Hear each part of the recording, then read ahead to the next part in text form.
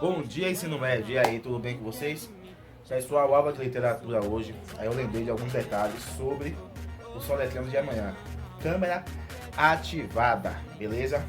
Não tem essa de ficar com tudo escuro e eu lá sem saber o que é que vocês estão olhando, o que é que vocês estão fuçando para responder. Câmera ativada. Joia? Pegou? Olho no olho, ó. Falar lá, por exemplo, Luan, terceiro ano. Solete a palavra anorexia. Luan tem que estar com a câmera ativada, olhando e falar A, N, tudo direitinho, como a palavra pede, certo? Primeiro ano, segundo ano, que tem aluno novo. Não sei como é esse soletrando, como é esse negócio. É igual lá de Luciano Huck? Como é, professor? Fala comigo hoje, que eu tiro suas dúvidas, tá bom? Se preparem, estudem, palavras fáceis, difíceis, médias. E vamos para a nossa aula de literatura. Valeu, gente. Tchau, tchau. Vamos lá, primeiro ano, para a nossa aula de literatura. Nossa aula de literatura hoje se encontra na página 64 do módulo de vocês. Arcadismo, contexto histórico e características. Inicialmente vamos entender o contexto histórico. O arcadismo recebe também o nome de setecentismo ou de neoclassicismo. O arcadismo, assim como o barroco, assim como o humanismo, assim como o trovadorismo, foi uma escola literária, um movimento literário que ocorreu no século XVIII. O século XVIII, vocês já devem ter estudado em história, que é o século das luzes, ou seja, o período do iluminismo, em que ocorre uma mudança de pensamento na sociedade. Nesse momento do século das luzes, do iluminismo, a sociedade, os escritores, todos são convencidos de que era um momento de grande transformação da sociedade, em que estavam vivendo um momento iluminado pela razão, pela ciência, pelo respeito à humanidade. E tudo isso se reflete na arte que é criada nesse momento. Qual é a grande mudança? A mudança é que no barroco o homem vivia em um conflito predominante, sempre tendo algum duelo entre a razão e a emoção, entre o teocentrismo e o antropocentrismo. Mas com essa mudança de panorama histórico e social, essa ideia do barroco é substituída por uma proposta que busca mais equilíbrio, mais harmonia, mais racionalidade. O arcadismo ele tem início lá em Portugal, com a fundação da Arcádia Lusitana. E o poeta mais importante desse período, lá em Portugal, é Manuel Maria do Bocage.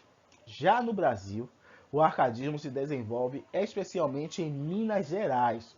E obras poéticas, publicada e composta por Cláudio Manuel da Costa, é o que marca o início da escola do arcadismo em 1768. Então, o que marca o início do arcadismo no Brasil é Obras Poéticas de Cláudio Manuel da Costa, em 1768. Vamos entender mais sobre as características. Por que o arcadismo também recebe o nome de neoclassicismo? Porque resgata valores do classicismo. Nós já estudamos o classicismo, aquele movimento literário que voltou para a era clássica, com características da Grécia e de Roma. Então o arcadismo, ele retoma, resgata esses valores do classicismo. Por isso que é neoclassicismo, neo de novo, um novo classicismo. Os autores do arcadismo eles faziam uma crítica à vida urbana, à vida na cidade. E tinham como uma proposta que era preciso resgatar o contato, a convivência com a natureza, para que o homem pudesse de fato ser feliz e ter uma vida equilibrada e satisfatória. Então, o arcadismo se opõe à vida movimentada, à vida urbana, e busca a convivência mais saudável com a natureza, uma relação melhor com a natureza. Por esse motivo de buscar uma vida social equilibrada e feliz junto à natureza, eles escolhem como um lugar ideal a Arcádia, que é um lugar pastoril, ou seja, de pasto, de ovelhas, de árvores, que ficava localizado na Grécia Antiga, uma região da Grécia Antiga. De Arcádia veio o nome arcadismo, por isso que essa escola literária recebe o nome de arcadismo. Os autores do arcadismo eles buscavam usar muitas expressões em latim, como uma forma de associar a sua vida simples e bucólica de árvores, de campo também, tá bom? Por exemplo, é comum eles usarem a expressão em latim fugere urbem, que significa fugir da cidade. associando que a cidade é o lugar de tensões, de conflitos, de problemas, e que para ser feliz é preciso fugir da cidade. Locus amenus, ou seja, lugar ameno, uma proposta de buscar um lugar mais tranquilo para que se possa ter uma vida simples, satisfatória e equilibrada. E a Arcádia era esse lugar. Também temos a Inutilia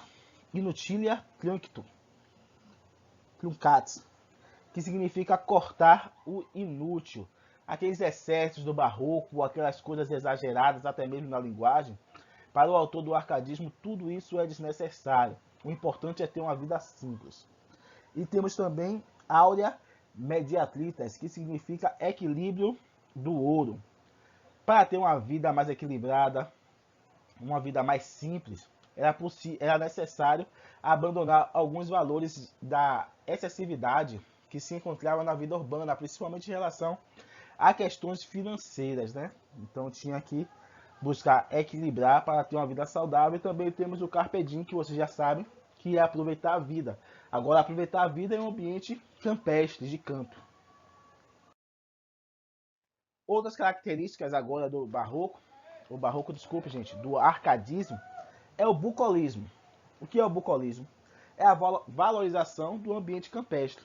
Algo bucólico, algo que tem a ver com verde, com florestas, com árvores, ambiente de campo.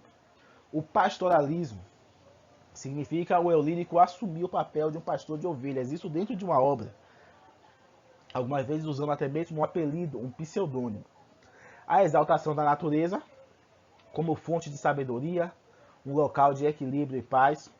A valorização da razão para conter aqueles exageros emocionais que nós víamos lá no barroco e em outros momentos também.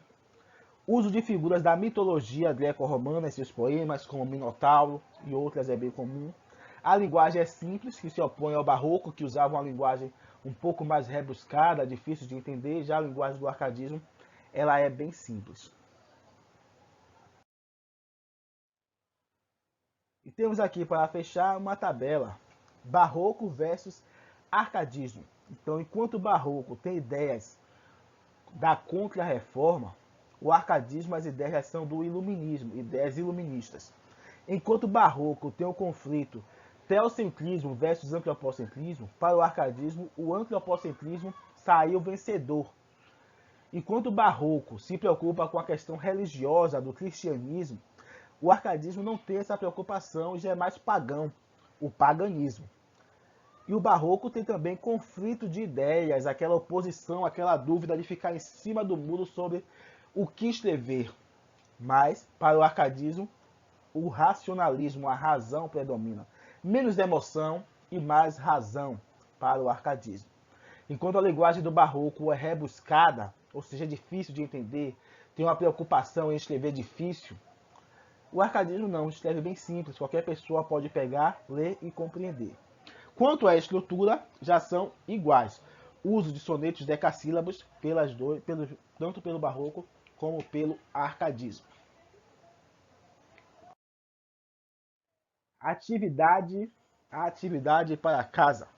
Página 68 a 63, quer dizer 68, 69, 70, 71, 72 e 73.